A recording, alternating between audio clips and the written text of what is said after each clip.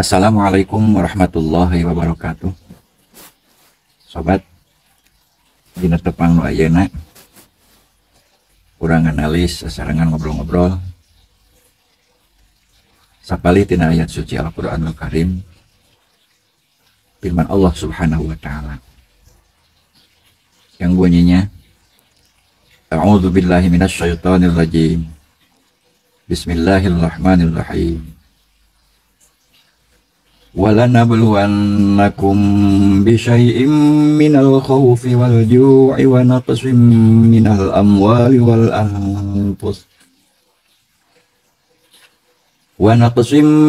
الْأَمْوَالِ وَالْأَنفُسِ وَالثَّمَرَاتِ وَبَشِّرِ الصَّابِرِينَ. Shadaqallahul azim wa shadaqa rasuluhun nabiyul habibul karim. Tentang ayat ini, kalau dihubungkan dengan kejadian masa sekarang, kandungannya tidak basi ya, selalu cocok sejak diturunkan bahkan sampai kiamat, khususnya sampai detik ini. Yang pertama, ayat ini menyatakan atau memberikan aba-aba terhadap kita, di mana Allah akan mencoba kita. Tapi kita jangan takut ya.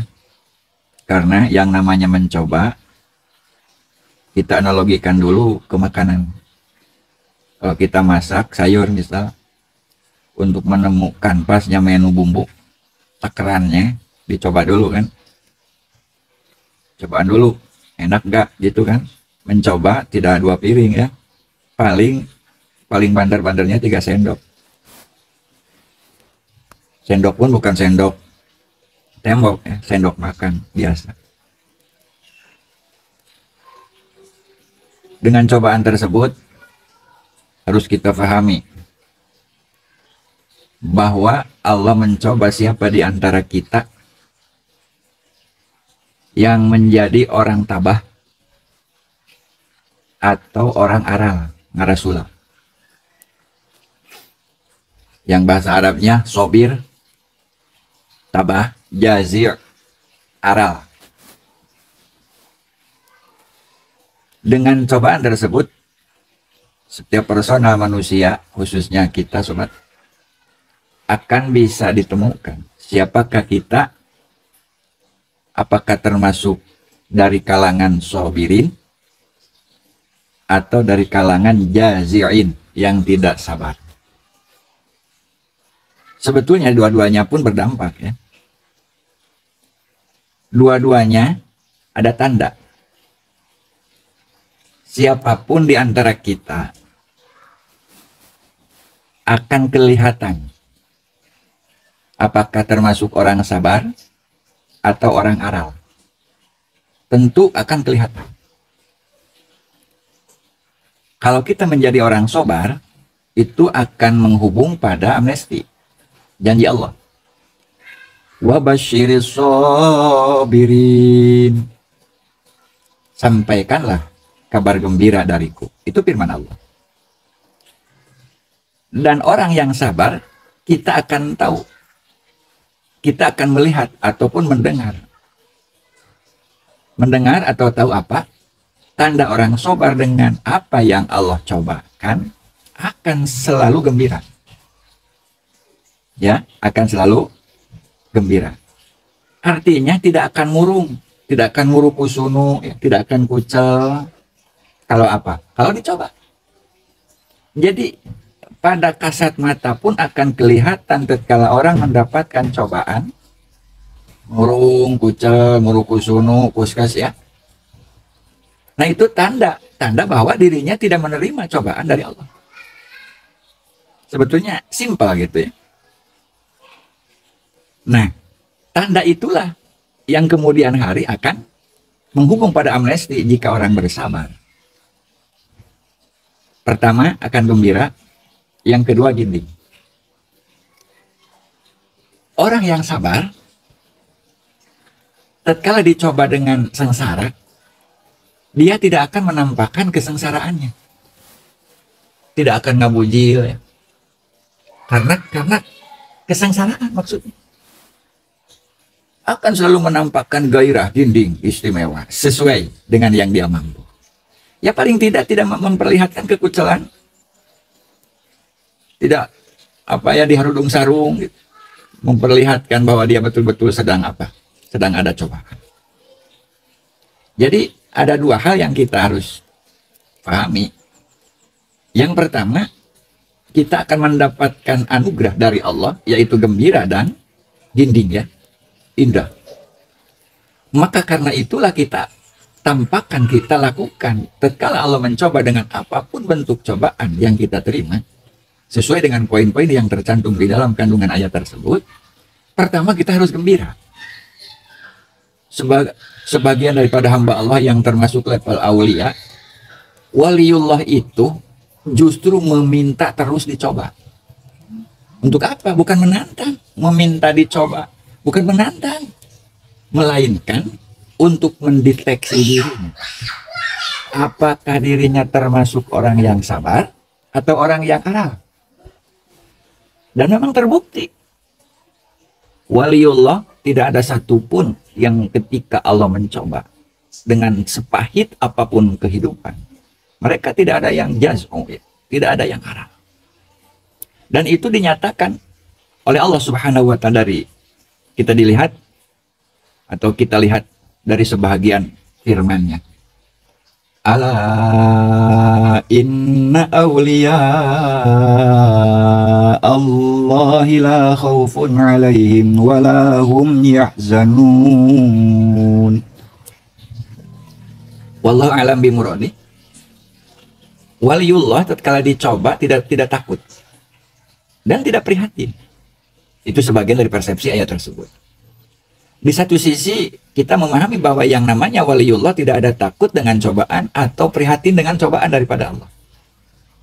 Di sisi lain kita harus menemukan bahwa kandungan ayat tersebut mempertunjukkan tatkala orang yang tidak takut dengan cobaan, dengan poin-poin cobaan yang ada di dalam ayat tersebut, ayat ini yang dibahas sekarang, atau tidak prihatin, tidak nelangsa, tarang ngagigik, ngaguguk, ya.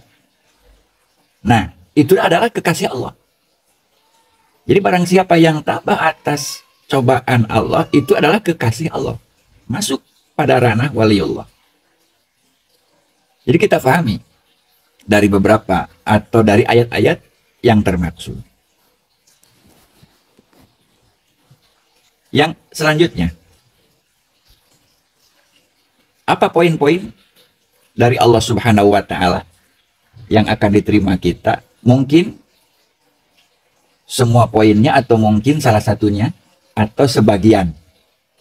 Lebih daripada satu, tapi tidak semuanya. Dari poin-poin yang Allah sebutkan di sini. Yang pertama, poinnya itu adanya rasa takut. Khauf, takut.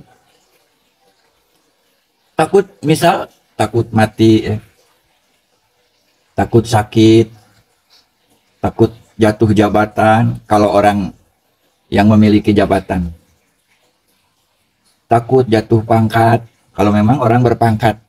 Kalau untuk rakyat mah tidak akan jatuh, tidak akan takut jatuh ya, karena rakyat di bawah. Masa ada yang di bawah jatuh? Paling kagalai ya, terinjak paling. Kalau pejabat jatuh, kalau yang memiliki pangkat jatuh, tentu rakyat yang akan tertinggang ya, tertimpa. Maka yang di bawah akan tertindih. Takut jatuh di bawah dan lain-lain. Banyak sesuatu hal yang kita takutkan. Takut miskin, ya, takut fakir, takut dihina, dan takut banyak sesuatu yang sebetulnya jangan ditakutkan itu. Sebetulnya jangan ditakutkan. Kenapa mesti ditakutkan? Semuanya itu jatah kita salah satunya. Pilihan daripada Allah. Nah, tatkala orang, misal ada kematian, bersedih, nampak sekali jaz'u ngarasulah aral. Ada yang sakit, nampak sekali grogi, menunjukkan bahwa ada sesuatu di dirinya atau di dalam keluarganya.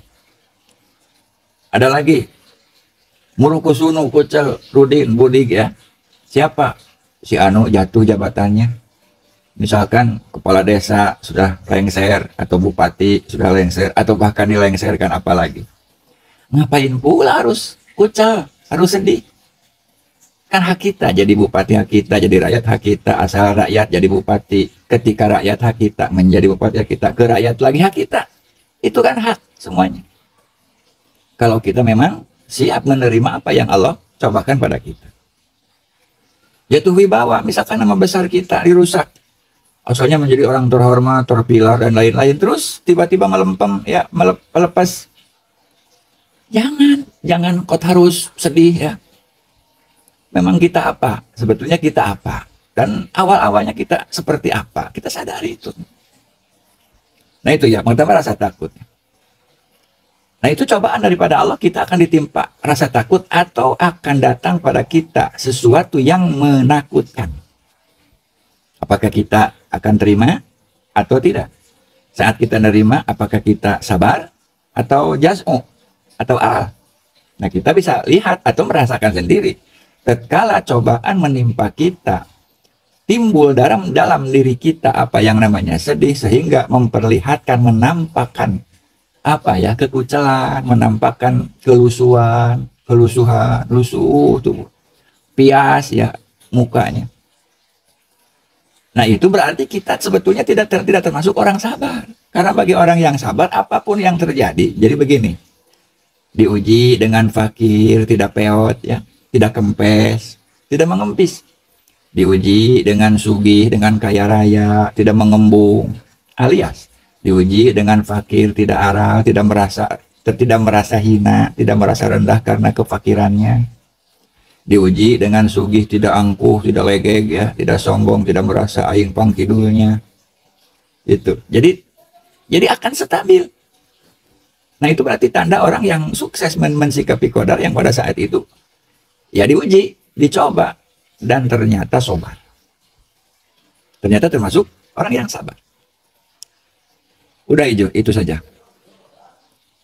Yang kedua, balelo ya, dengan bahasa Indonesia tidak biasa. Yang kedua, akan diuji atau dicoba dengan rasa lapar. Rasa atau memang lapar, itu diantaranya, salah satunya. Satu lapar dengan satu suap nasi. Jadi begini, mungkin asli ya, ada orang yang lapar dengan satu suap nasi, saking pakirnya itu orang. Ada juga yang lapar dengan satu truk. Ada juga yang lapar dengan satu gudang beras. Bahkan ada juga yang lapar kalau mah memungkinkan sadunya hayang pusarangan. Dunia ini miliknya, milik pribadinya. Dengan apa yang kita miliki padahal sudah segala loba. Serba ada, segala ada, ya yang ada, tapi masih merasa kurang. Dan merasa kurang itulah adalah arti lain daripada kategori lapar. Nah, tatkala orang terus ditimpa, ya udah ditimpa sifat-sifat seperti itu, kita catat ya, dan kita tandai bahwa kita atau siapa itu orang yang rakus. Kalau ia lapar, apakah dia memperlihatkan kelaparan? Bahwa dirinya sedang betul-betul lapar, mengeluh sana sini. Misalkan. Nah, apakah kita sanggup menahan diri sehingga lapar pun tidak memperlihatkan, tidak mengeluh sana sini apalagi? Karena apa? Karena dirinya siap apapun yang Allah timpakan pada dirinya. Salah satunya misalkan lapar. Kalau dengan satu truk, maya selain banar, selain pengusaha, itu mah orang rakus ya. Apalagi satu gudang atau lebih. Itu mah menunjukkan bahwa dia itu betul-betul orang rakus. Jadi begitu mudah untuk kita memahami. Menerka. Lapar. Dan harus bagaimanakah kita? Jika kita yang mengalami laparnya, kita harus sabar. Bukti kesabaran kita atas lapar tersebut, gembira. Sekalipun lapar memperlihatkan pamor ya, ekspresi mimik muka yang gembira. Segar, diplomasi. Apalagi di depan orang. Karena apa? Kita jangan memperlihatkan kemaluan di sembarang orang ya. Kan itu aurat kita. Aurat. Berarti tutupi aurat kita. Boleh-boleh saja mengeluh, tapi kontrol orang. Yang dimana kalau kita mengeluh, aurat kita akan tertutup. Ini yang dimaksud. Jadi, yang pertama, kalau kita sabar dengan cobaan lapar misalnya, maka kita akan dianugerahi gembira dan indah. Pembuktian kita sabar, maka tatkala kita menerima lapar, kejadian lapar, saking nggak ada sangu ya, saking nggak ada sangu, padahal kita sudah berusaha sana sini, berusaha mencari uang atau mencari beras, bahkan nasinya, hantam berusaha, hantam tidak dapat, terus berusaha terus tidak dapat, akhirnya kita lapar. Tanda kita orang sabar, maka tidak akan murung ya, tetap akan terlihat gembira. Nah itu tandanya. Jadi gembira itu mungkin anugerah daripada Allah Subhanahu wa Ta'ala. Dan untuk menjadi tanda pada diri kita, tatkala kita selalu gembira dengan cobaan dari Allah, khususnya misalkan lapar, nah itulah orang yang sabar atas cobaan. Itu istilah Sunda, tong nemongkeun maneh, mentang-mentang keur butuh, kot muyudun, kot murung, murung kusunu. Tak gitunya kalau istilah Sunda gitu. Jadi tong nemongkeun maneh, jangan memperlihatkan diri kita sedang apa. Yang kedua. Kemudian yang ketiga, biar acak-acakan ya. Yang penting poin-poinnya jelas. Kalau masalah penerangannya atau lebih panjang penjabarannya bisa dikaji atau dibahas masing-masing setelah ada poin-poin judul yang dikatakan. Ngentep seureuna malapah gedangna kata-kata antum lah. Sobat-sobat ya yang ngatur. Merasa kurang. Yang dalam ayatnya wa naqsim minal amwali wal anfusi was samarat. Allah akan mencoba dengan mengurangi sesuatu. Nah, poin sesuatu di sini ada 3 ya. Satu harta, aset ya. Yang kedua anfus. Nah, anfus ini maksudnya diri, imma diri kita atau diri siapa dari kita, kerabat, keluarga misal, melalui sakit, melalui mati atau apa. Keterkaitan diri maksudnya itu. Anfus keterkaitan diri. Kalau dalam keluarga misal ada istri, ada anak, ada cucu yang sakit, itu kan mengurang. Apanya? Bukan dirinya, tapi keterkaitan diri. Ialah sehatnya hilang. Yang ada sedang sakit. Wasamarot. Nah, kalau kita sedang tani ya, sedang tani, rugi. Tinggal dekil nawe, daki urutani, rugi melulu. Rugi melulu setiap nanam apa rugi. Mengurang buah-buahan. Ya faktornya mungkin hama atau mungkin musim kemarau ya, musim ketiga, musim panas. Misal kalau di daerah saya di Ciurip, secara umumnya ini sekarang sedang musim kemarau. Ya, mageng-gereng panas. Sudah di atas 50% air tidak ada untuk sawah. Nah jadi kurangi itu. Atau apakah kita siap nggak? Kita sedang sugih. Siap nggak kita jika dikurangi hartanya? Ketika kita sedang sehat, siap nggak sakit?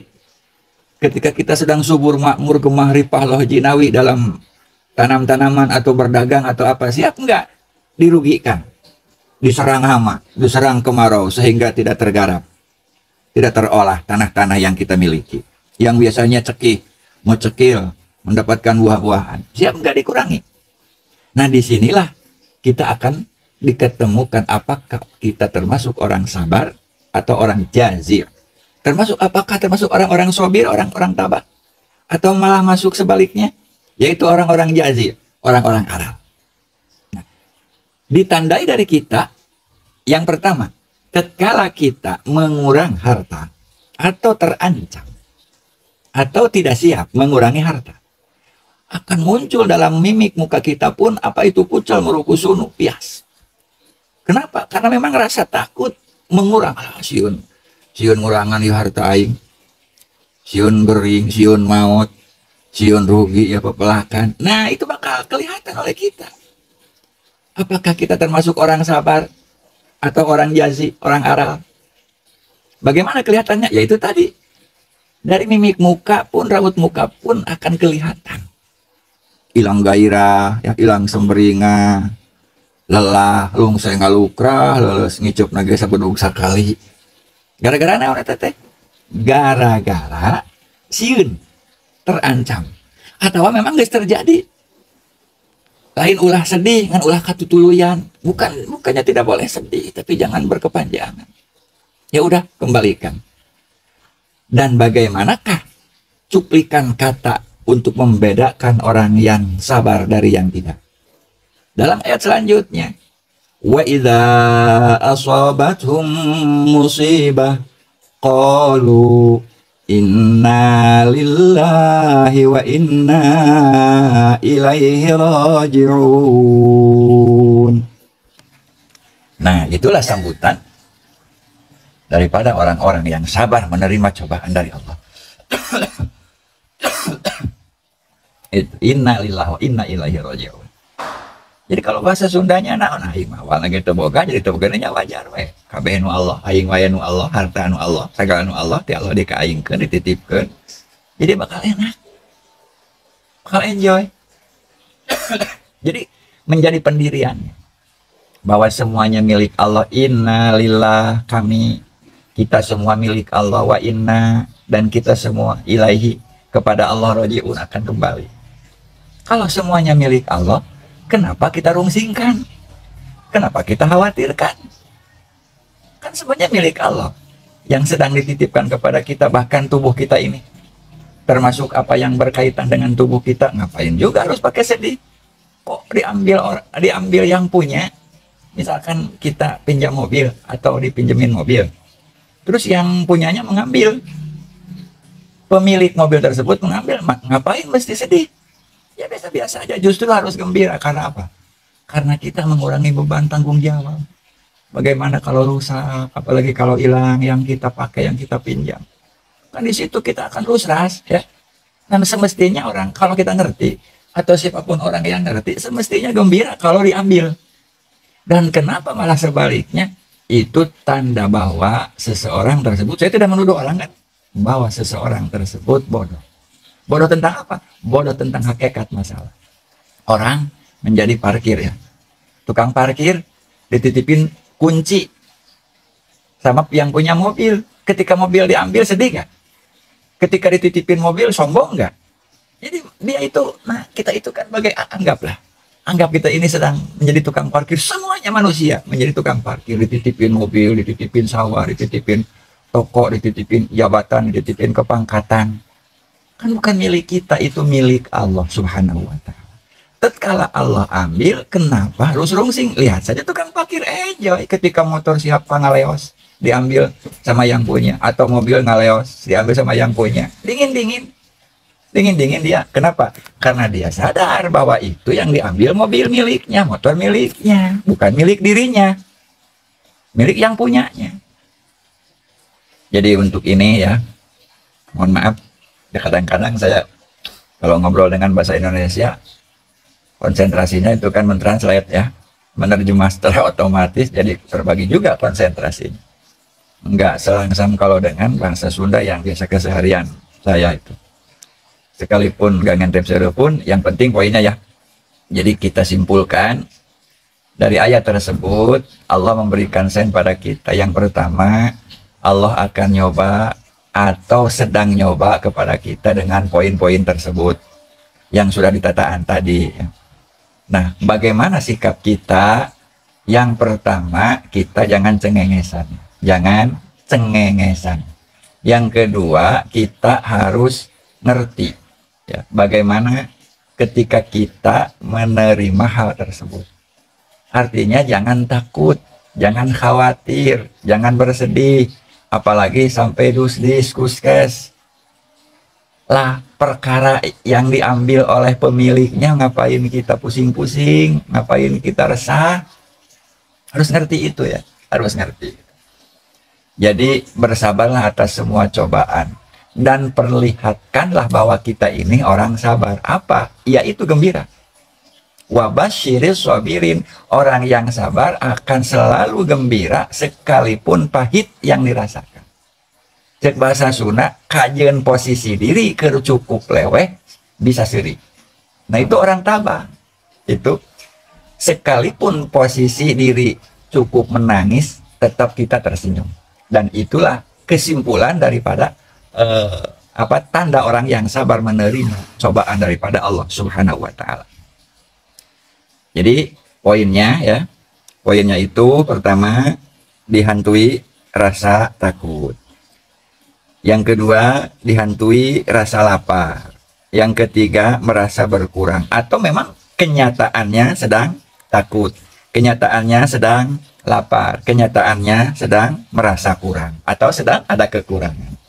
Dengan 3 poin tersebut termasuk rangkaian-rangkaiannya menunjukkan kita itu orang sabar, maka tampakkanlah kegembiraan sebagaimana para waliullah, ala inna auliya Allahi la khaufun alaihim wa la hum yahzanun. Yang pertama tengeper ya, ngeper itu tidak elehan. Itu tepeot jaramian, segar bugar, kekar, selalu semangat. Yang kedua tidak menampakkan raut muka prihatin, nelangsa, sedih ya. Tidak itu. Semoga ada manfaatnya walaupun sekilas pintas layang pandang. Wallahul muwaffiq ila aqwamit thoriq. Wassalamualaikum warahmatullahi wabarakatuh.